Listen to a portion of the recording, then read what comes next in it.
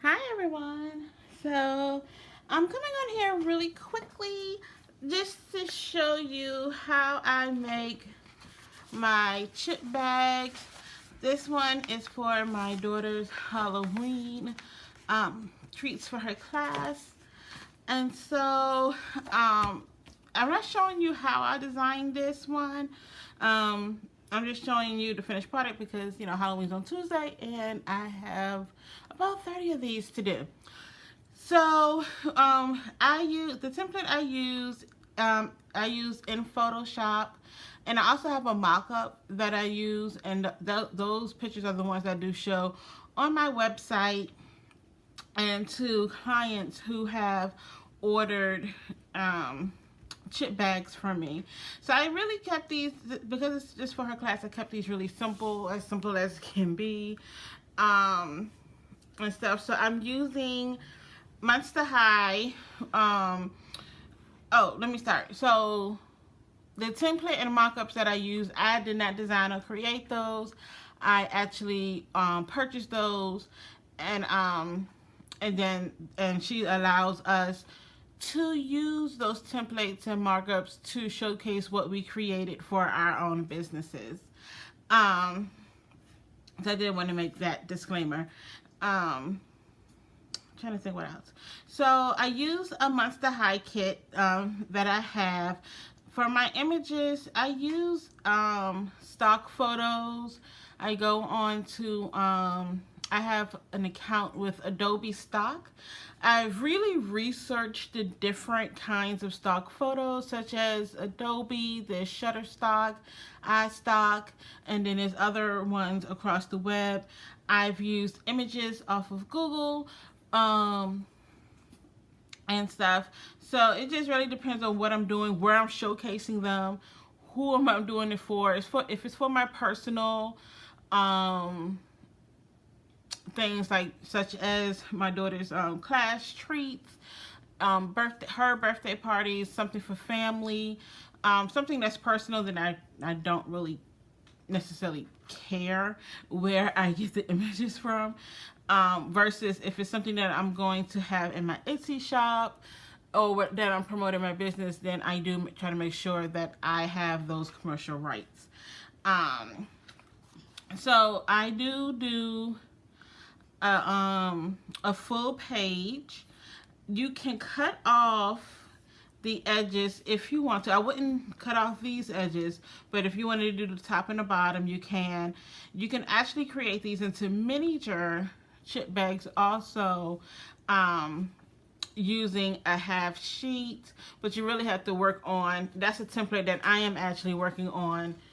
There's a way to do it with the large template, but I'm actually working on a template to do miniature size ones. I don't know how to do the mock-up for one, but I do know how to do a miniature size one.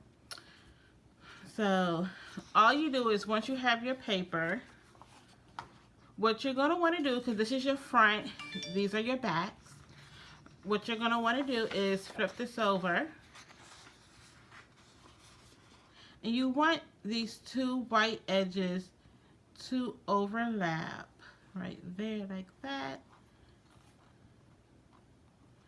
And then I'm just going to give it just a little press, not a big press.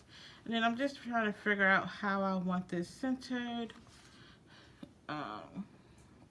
And stuff. So now that I've done that, I'm going to come in and I want my adhesive on this side. So I'm just taking some of this. This is the Stampin' Up! Tape right here. Tearing tape. There you go. I'm trying to figure out the name of it, and I'm just lining it up against this edge.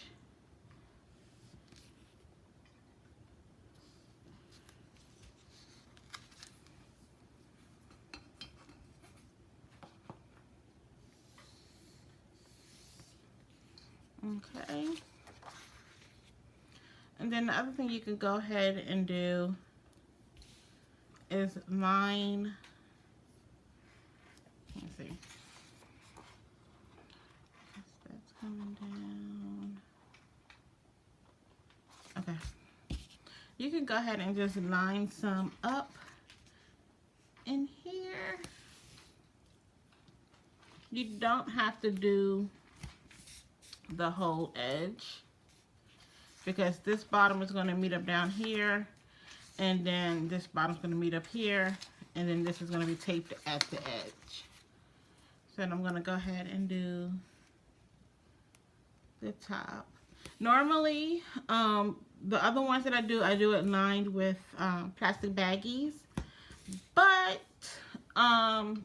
these are for the kids. They're gonna tear them up anyway. So, and I'm not putting loose food in there. That's the only time I put plastic baggies in them, is if I'm putting loose food items. Okay. So then once again, try to make sure that it's straight. And then, because I want to make sure I have this where I want it.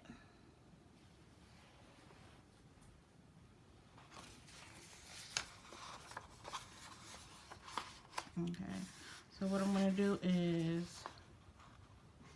I'm coming up here.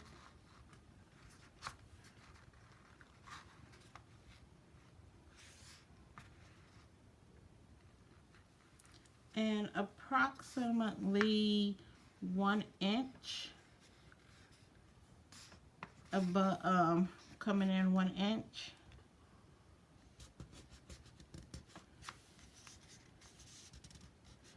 Is where you're going to want to press.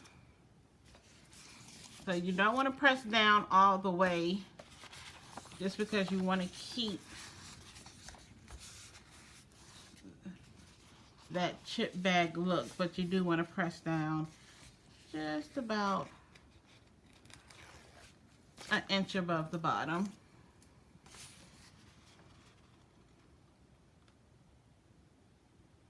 And then I'm going to get the glue to meet.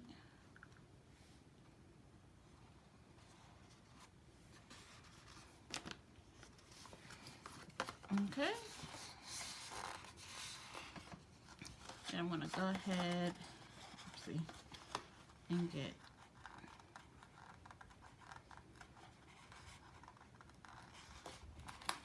So when you purchase these chip bags from me, you can either get the file and you can print them out yourself and put it together yourself. Or I can put them together for you. You know, it's a little bit more money if I have to put them together myself. And then, depending on what you want inside of it. Like some people, okay, so some people, what they will want is to put it together and then they'll do their treats and stuff and they'll close it up themselves. But if you want for it to be completely done with the treats and stuff, you either can send me the treats that you want in there or tell me what you want in there. Just remember that, you know, those are extra costs and stuff that you are adhering to. Okay, so now what I'm going to do is I'm going to take my crimper. I'm going to put this in here. I'm going to hold it tight. And then I'm just going to come up, come down, and do that a couple of times. And then that's going to give me my treat bag look. Okay, so this is what you should have. So now I'm going to fill this up with a pretzel. And I have all of this candy here. But I have a lot of kids. So I'm not going to put too much in there. And then put 2 of those, because really all they need is just the pretzels. Then I'm going to come in here up top. And then I'm going to give it a press just up at the top.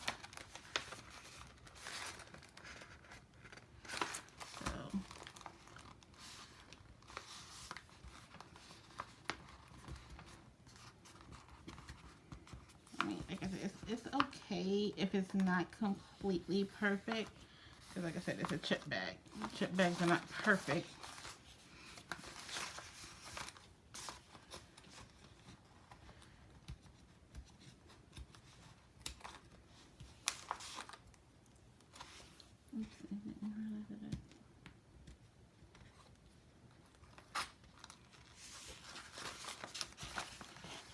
Okay. Yeah, before I actually... Okay. Since that already came down a little bit.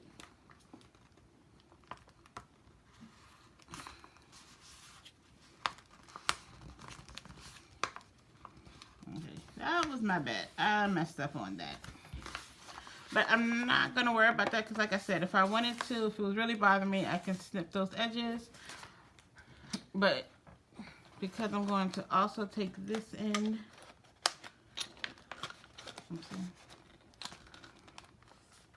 get it in here, crank that a couple of times.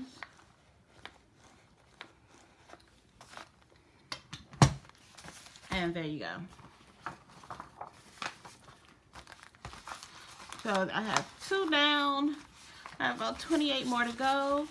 But these are actually really fun. They're really fun to make and design and stuff. But then it has my little logo on there.